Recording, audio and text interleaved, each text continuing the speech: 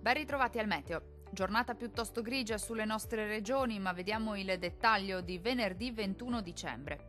Sul Veneto al mattino avremo nubi basse, foschie e nebbie sulle pianure e sulle vallate, spesso fitte e persistenti anche per tutto l'arco della giornata, senza precipitazioni degne di nota. Sarà più soleggiato invece sui settori montuosi. Temperature fredde con minime tra -2 e 0 gradi. Valori massimi compresi invece tra 2 e 3 gradi. Diamo ora uno sguardo al Friuli Venezia Giulia.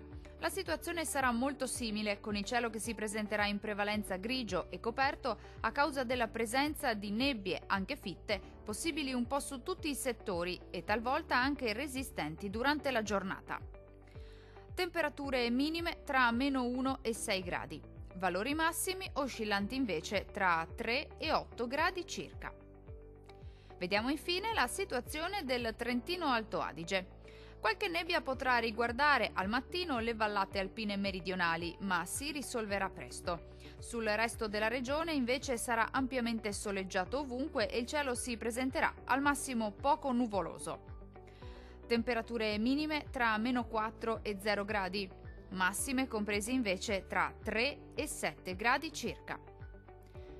Dal meteo di Antenna 3 per ora è tutto. Arrivederci al prossimo aggiornamento.